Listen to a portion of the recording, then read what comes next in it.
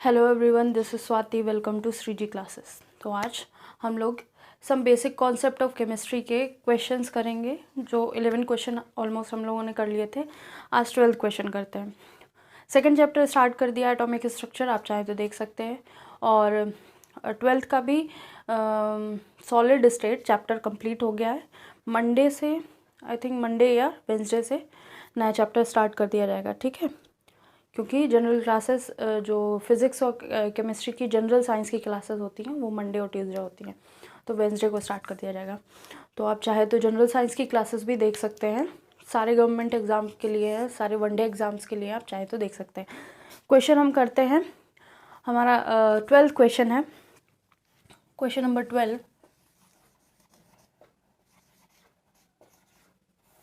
NCERT का exercise का question है।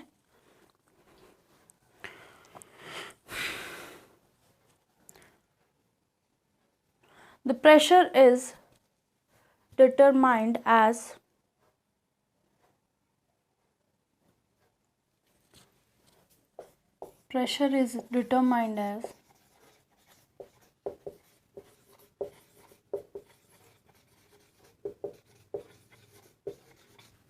जो प्रेशर है वो डिटरमाइन करना है as force per unit area of surface, as force per unit area of gases, ठीक है। इसके बाद है the SI unit of pressure pascal is shown below. तो एसआई यूनिट ऑफ पास्कल देखिए, the SI unit of pascal is shown below. क्या है वो? 1 pascal is equal to 1 newton per metre. 1 pascal is equal to 1 newton per metre, ठीक है। इसके बाद उनको क्या गिवन है? If mass of air at sea level is, mass of air at sea level कितना है? 1034 ग्राम पर सेंटीमीटर क्यूब। 1034 ग्राम। आगे पर centimetre square. Calculate pressure in pascal. हमें प्रेशर काउंट करना है,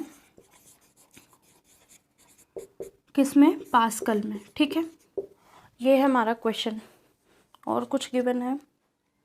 कुछ नहीं गिवन है, ठीक है। तो 1 मिनट देते हैं, आप क्वेश्चन देख लीजिए, और कोई भी प्रॉब्लम होगी तो फिर से समझेंगे।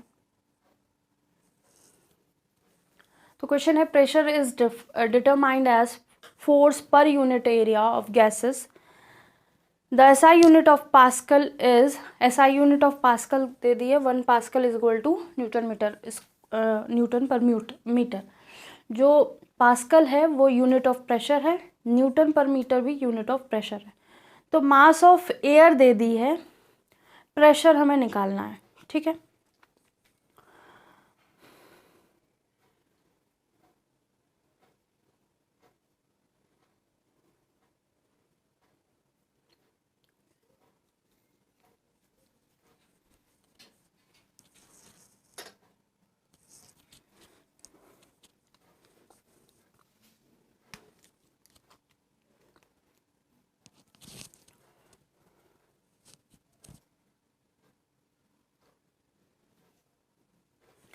तो हमको फॉर्मूला पता है, pressure is equal to force upon area, ठीक है।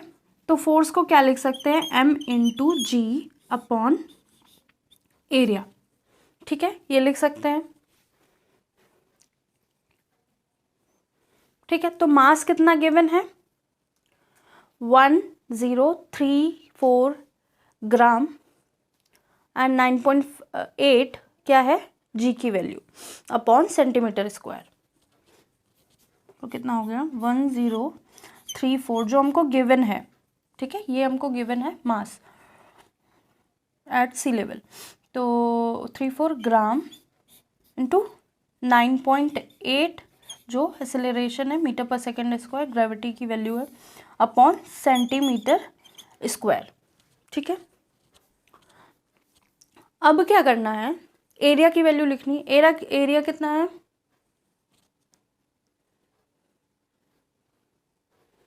सेंटीमीटर स्क्वायर ही मान लिया, ठीक है।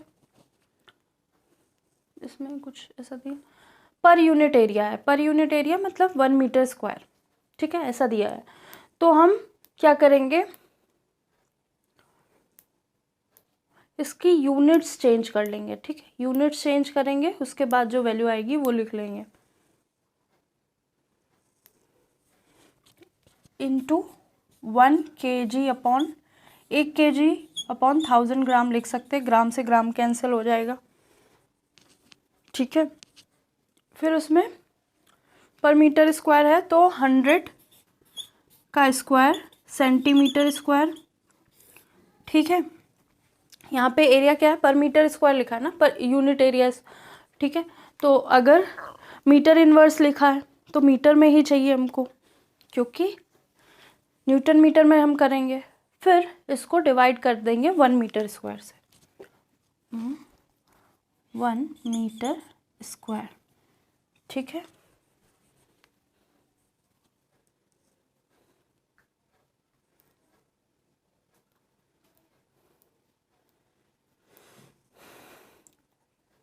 तो इसको जब हम पूरा कैलकुलेट कर लेंगे तो हमारी वैल्यू आएगी फोर्स की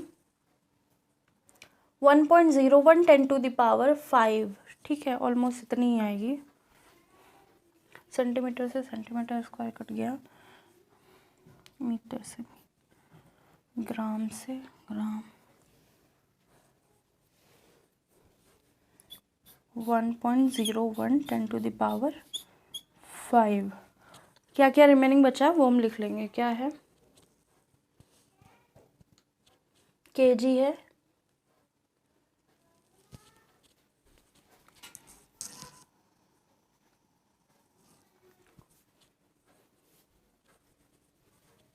केजी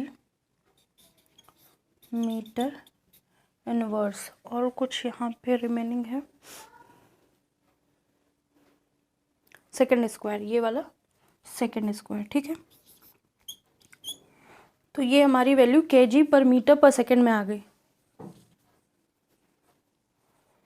ठीक है। वैल्यू हम फिर से इधर लिख लेते हैं, प्रेशर इज इक्वल टू हमारा आ गया 1.01 10 टू द पावर 5 kg पर मीटर इनवर्स पर सेकेंड इनवर्स पर सेकेंड स्क्वायर, ठीक है, मीटर पर सेकेंड स्क्वायर था। अब ये जो वैल्यू है इसको हमको कन्वर्ट करना है किस पे, पास्कल में, ठीक है। तो हमने ये वैल्यू गिवन है, तो ये इज इक्वल टू किसके बराबर होती है, न्यूटन जो होता है वो क्या होता है, केजी पर मीटर केजी पर सेकेंड स्क्वायर, ठीक है। तो इसको लिख सकते हैं 1 kg पर मीटर सेकेंड स्क्वायर। तो मीटर इनवर्स तो यहाँ मिल गया, मीटर इनवर्स ये मिल गया, और ये क्या है, केजी पर सेकेंड स्क्वायर, ठीक है। तो जो हमारी वैल्यू आई वो क्या आ गई 1.1, तो ये तो 1 pascal is equal to 1 newton per metre है, तो इसको हम ऐसे भी लिख सकते हैं,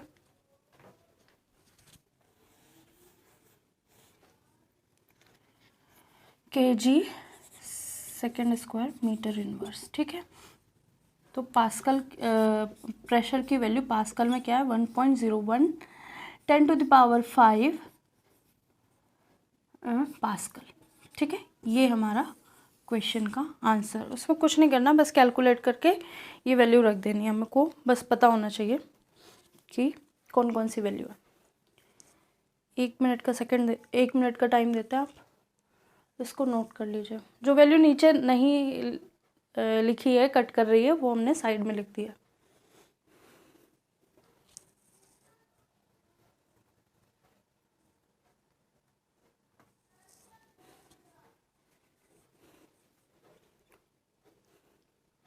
आई थिंक ये नोट हो गया होगा।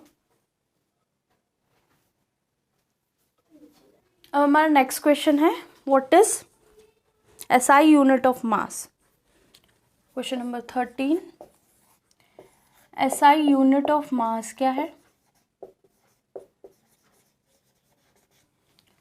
ठीक है,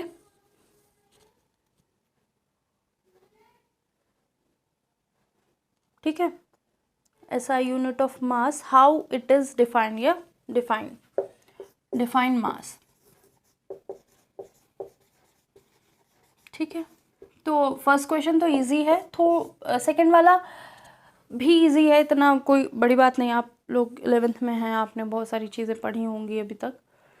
ठीक है, तो SI यूनिट ऑफ मास क्या है, इसमें इतना ज़्यादा टाइम नहीं लेना। SI unit of mass is kg। ठीक है, अब बात करेंगे मास को कैसे डिफाइन करना है। तो मास क्या है?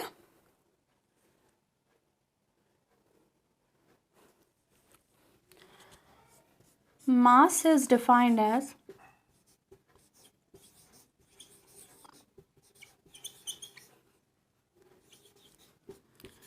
it is the amount of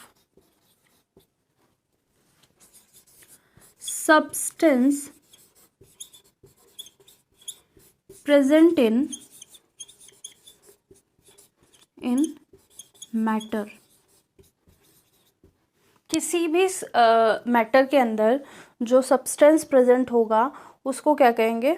matter या फिर mass is defined as it is amount of substance, amount of matter, amount of matter ज़्यादा सही रहेगा, amount of matter present in body. किसी भी बॉडी में जो अमाउंट ऑफ मैटर प्रेजेंट होगा वही उसका मास होगा।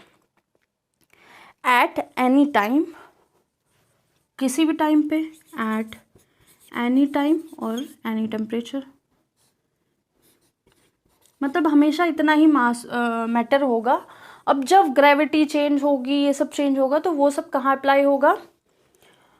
वेट पे अप्लाई होगा। तो ये है हमारा 13 क्वेश्चन। इतना, इसमें ज़्यादा इतना दिमाग लगाना भी नहीं था, बस डिफाइन करना था। अब कुछ यूनिट्स दी हैं, उसको मैच करना है। ठीक है, इजी सा क्वेश्चन है ये भी। एक 10 सेकेंड और देते हैं, आपको नोट करना हो तो लिख सकते हैं।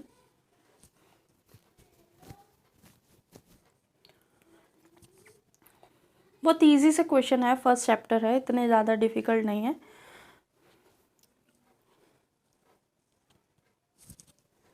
इसको रब करते हैं। 14 क्वेश्चन है, कुछ प्रीफिक्स दिए गए हैं, उनके मल्टीपल हैं, मैच करना है। फर्स्ट कॉलम है प्रीफिक्स का और सेकंड कॉलम है, सेकंड कॉलम किसका है? मल्टीपल का, या फिर मल्टीपल ही लिखा ना, मल्टीपल का।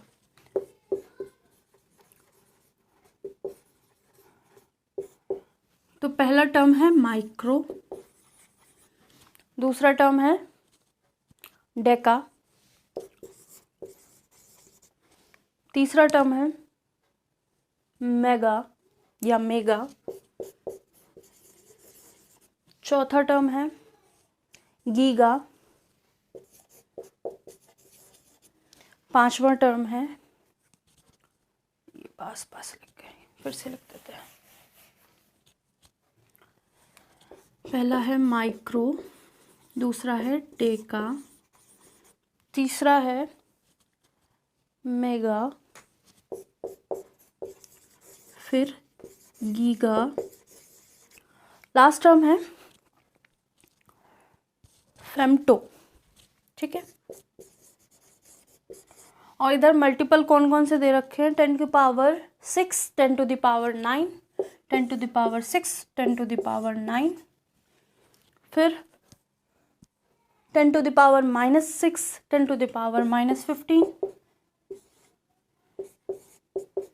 और लास्ट में 10⁻10, बस लास्ट में 10। तो माइक्रो क्या होता है? छोटा, छोटा मतलब माइनस में चला जाएगा। डेका क्या है? डेका मतलब 10 होता है, डेक 10, तो 10 पे चला जाएगा। मेगा मतलब केजी क्या होता है? 3 0 लगते हैं, या किलो लगता है, किलो के बाद मेगा अगर लगाएंगे तो 6 0 लग जाएंगे। गीगा क्या होगा? जैसे नैनो होता है 10⁻⁻9, यहाँ पे +9 हो जाएगा। फेमटो क्या है? 10⁻⁻5। ठीक है, तो इसमें ज़्यादा वो नहीं करना, बस याद होनी चाहिए। माइक्रो क्या है? 10⁻⁻6। ठीक है, 10⁻⁻6, Deka 10, mega, giga and femto. ठीक है, ये हो गया 14 क्वेश्चन। अब हम बात करेंगे 15 क्वेश्चन की। What do you mean by significant figure?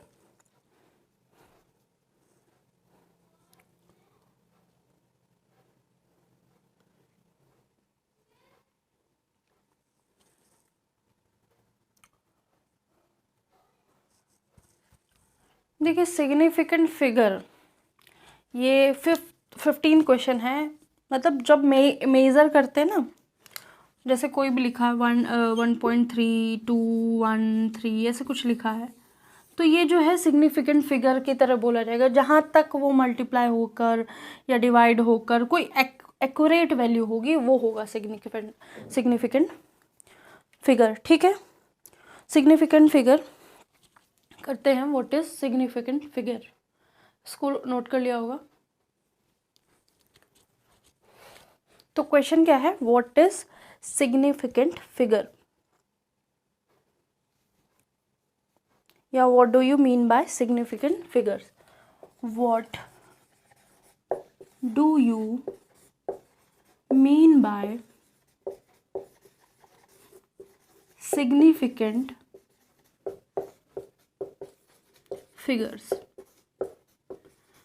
तो ये क्वेश्चन वैसे तो कहीं नहीं आएगा, बस आपको पता होना चाहिए कि होता क्या है एग्जैक्टली। ठीक है, अगर हम कोई नंबर लिखे हैं, ठीक है, सिग्निफिकेंट फिगर आर दोज, वो मीनिंगफुल डिजिट होती है। इसको लिख सकते हैं सिग्निफिकेंट आर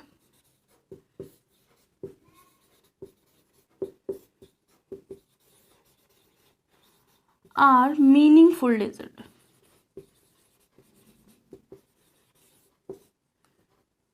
ठीक है, तो ये मीनिंगफुल डिजिट्स होती हैं। ठीक है, इसके बाद अब हमको जो समझना है वो एग्जाम्पल लेके करेंगे।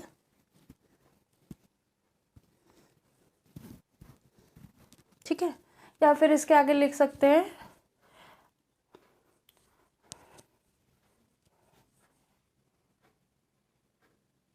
significant figures are meaningful digit that are certain values, that are कोई certain values हैं, मतलब उनमें अनसर्टेनिटी होगी, मतलब लेकिन हम जब वैल्यू की बात करेंगे तो वो सर्टेन वैल्यूज होंगे, दैट आर सर्टेन वैल्यूज। ठीक है, या इसको दूसरे ढंग से लिखते हैं,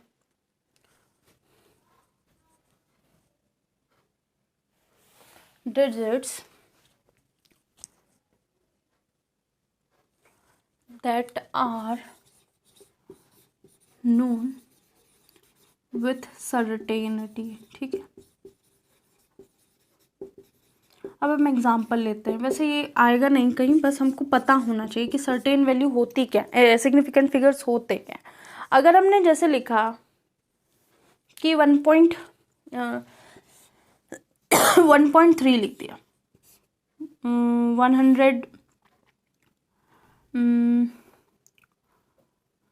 196.4 लिख दिया, ऐसे कुछ लिखा है। ठीक है, इनके आगे कुछ भी यूनिट लग सकती है, ml, लीटर, मिलीलीटर, किलोमीटर, कुछ भी हो सकता है।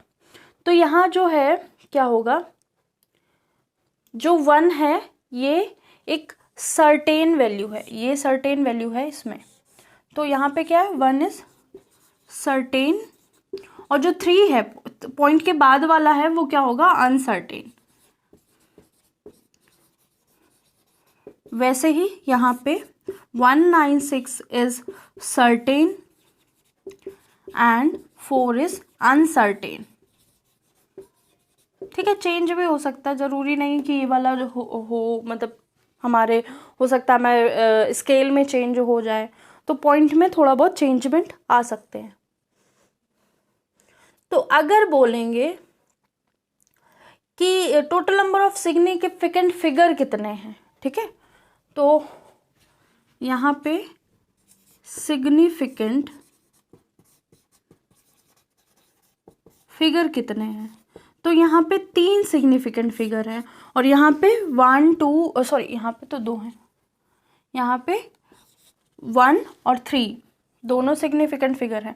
यहाँ पे 1964 ये कितने हैं 4 सिग्निफिकेंट फिगर। तो ऐसे इनको बताया जाता है कि अगर यहाँ पे कुछ गिवन है तो हम उसकी सर्टेन वैल्यू अनसर्टेन वैल्यू दोनों निकाल लें।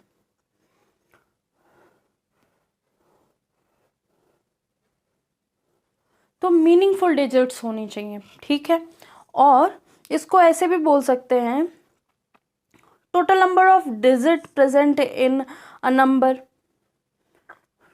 ठीक है, तो इसको ऐसे भी बोल सकते हैं significant figures total number of digits, जो नंबर ऑफ क्या हो डिजिट्स हो इन अ नंबर, कहाँ होंगी नंबर में होंगी, इन नंबर, ठीक है। और या तो वो डेसिमल से पहले हो डेसिमल के बाद हो, लिखना चाहो तो लिख सकते हो, नहीं लिखना चाहो तो लिख सकते हो, एग्जाम्पल से समझ में आ जाएगा।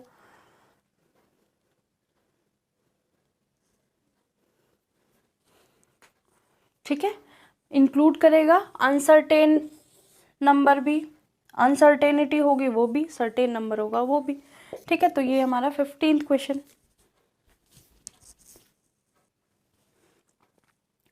अब हम बात करेंगे अपने 16th क्वेश्चन की।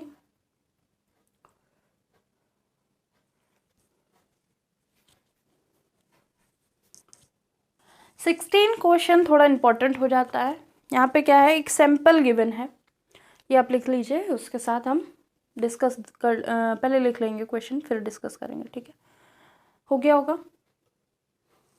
तो क्वेश्चन नंबर है 16, a sample of drinking water, a sample of drinking water, ठीक है, एक सैंपल है ड्रिंकिंग वाटर का लिया गया है सैंपल, ठीक है, was found to be severely contaminated, ठीक है, was found to be severely contaminated, ठीक है, वो बहुत तरह मतलब या फिर पोल्यूट हो चुका है विथ क्लोरोफॉर्म, विथ क्लोरोफॉर्म, ठीक है, CaCl3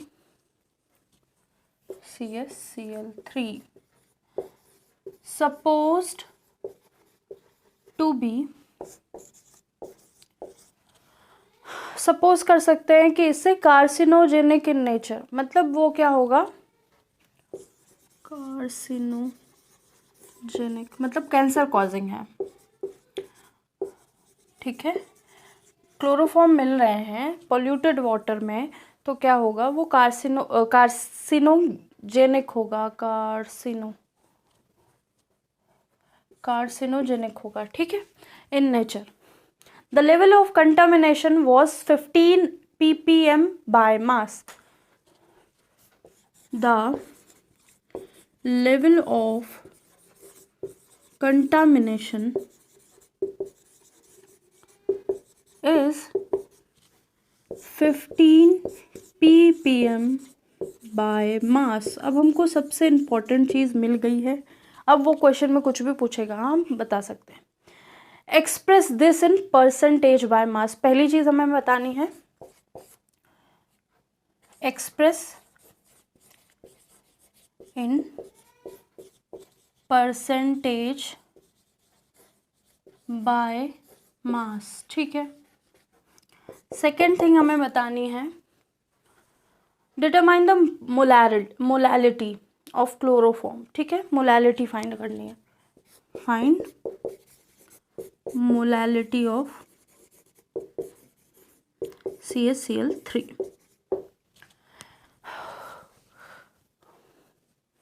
तो क्वेश्चन पढ़िए, क्वेश्चन थोड़ा सा बड़ा है लेकिन बहुत अच्छा है, आपके लिए बहुत ज़रूरी रहेगा। फिर से समझ लेते हैं। 1 ppm मतलब 1 पार्ट इन 10⁻6 पार्टिकल, ठीक है। तो 15 ppm मतलब 15 पार्ट्स इन 10⁻6 पार्टिकल्स, ठीक है। तो 1 ppm इज इक्वल टू 1/10⁻6 होगा, ठीक है। 15 ppm इज इक्वल टू 15/10⁻6 होगा, ठीक है। तो ये है,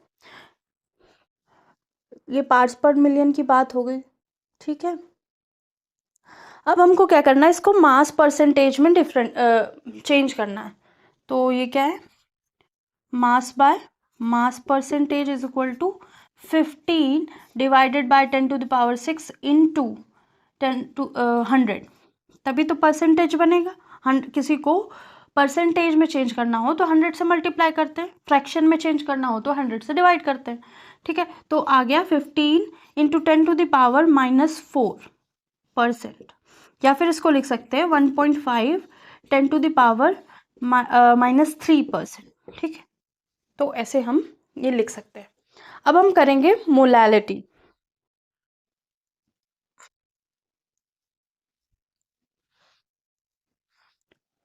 molality of chloroform in water, ठीक है। तो ये रब कर देते हैं, या फिर आप ये लिख लीजिए, तो इधर साइड हम क्वेश्चन सॉल्व कर देंगे।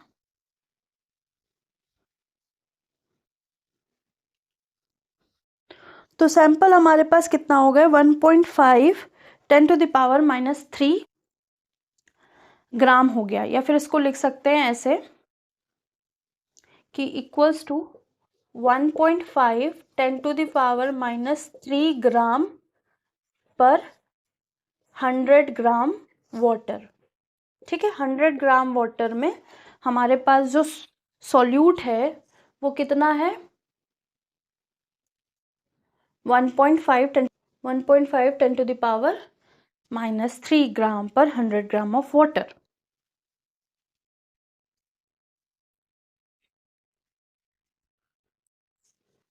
तो ये हो गया है कंप्लीट। अब हम नेक्स्ट इसका मोलैलिटी फाइंड आउट करेंगे।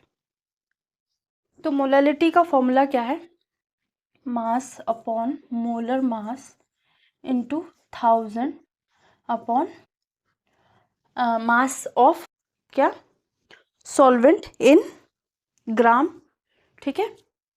मास ऑफ सॉल्वेंट इन ग्राम।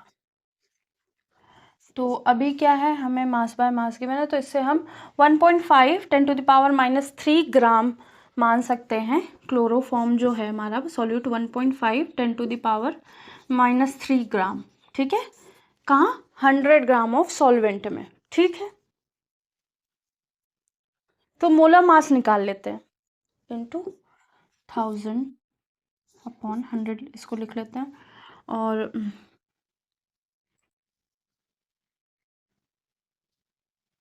100 क्यों होगा इसमें, एक मिनट, पहले मोलर मास निकाल लेते हैं, फिर हम ये वाला वैल्यू कैलकुलेट करेंगे। कितनी होगी? CHCl3, तो कार्बन कितना होता है? 12, हाइड्रोजन 1, और क्लोरीन के 3 पार्टिकल्स हैं, तो 3 इंटू कितना होगा? 35, ठीक है। 17 तो इसका एटॉमिक नंबर, 35।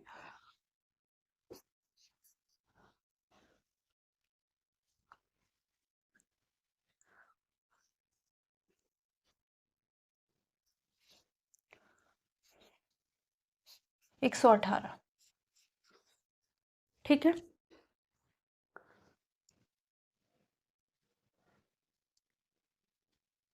अगर इसको 35.5 लिखेंगे तो 106 के पास 119 के आसपास आएगा, ठीक है। 35.5 ही लेते हैं।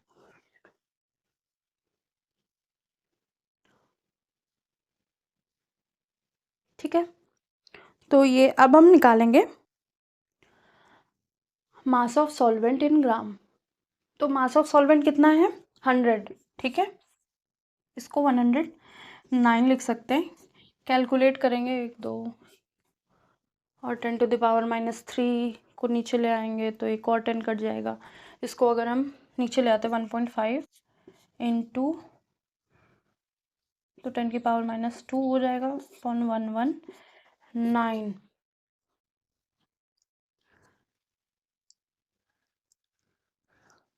तो ये ऑलमोस्ट आ जाएगा 1.5।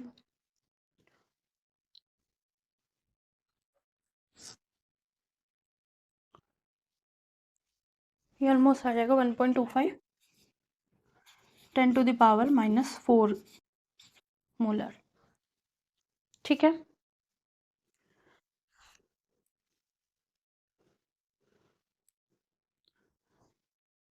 देखिए न्यूमेरिकल्स में थोड़ा टाइम देना पड़ता है, तभी न्यूमेरिकल कर पाएंगे। थोड़ा सा हमने ये वाला पार्ट थोड़ा सा गलत समझ लिया था, तो थोड़ा सा गलत हो, बीच में डिस्टर्बेंस हुई होगी आपको भी। तो आई होप आपको न्यूमेरिकल समझ में आ रहे होंगे। नहीं समझ में आ रहे हो तो फिर से हम ट्राई करेंगे। अगर कोई नहीं होगा तो आप कमेंट कर दीजिएगा, हम वो दोबारा से बता देंगे, ठीक है। तो आज 4 या 5 कुछ हुए हैं क्वेश्चंस हमारे, 2-3 ईजी थे। यही थोड़ा सा चेंज था क्योंकि मतलब पार्ट्स पर मिलियन का वो मतलब मैंने गलत अज्यूम कर लिया था, ठीक है। बस इसलिए वो कर लिया था दोबारा, और फिर वो बंद हो गया था कैमरा, तो फिर वो डिस्टर्बेंस होगी, ठीक है। तो आप ये न्यूमेरिकल देख लीजिए। आज के लिए इतना ही, और जितने न्यूमेरिकल होंगे वो सारे कराए जाएंगे, ऐसा कुछ डरना नहीं है, क्योंकि हम क्वेश्चंस धीरे धीरे करते रहेंगे और चैप्टर्स अपने पूरे करते रहेंगे, थ्योरी करते रहेंगे, और क्वेश्चंस लास्ट में भी जाके एकदम से हो जाएंगे। ऐसा नहीं कि किसी दिन एक्स्ट्रा टाइम दे देंगे, ठीक है। तो जब टाइम होगा तो हम एक्स्ट्रा दे देंगे, जब तक नहीं टाइम है हमारे पास तब तक हम 5 to 6 क्वेश्चन 7 क्वेश्चन जितने भी हो पा रहे हैं वो कर ले रहे हैं, ठीक है। क्योंकि थ्योरी भी समझानी है और क्वेश्चन भी समझना है, और अगर हम नहीं समझेंगे तो आपको कैसे समझाएंगे, और आप नहीं समझेंगे तो हमें मेरा पढ़ाने का कोई फ़ायदा नहीं, ठीक है। तो 1-1 2-2 4-4 क्वेश्चन 5-5 क्वेश्चन जो हो पा रहे हैं वो करेंगे। और आज के लिए इतना ही। Thank you. Like and subscribe ज़रूर कीजिएगा।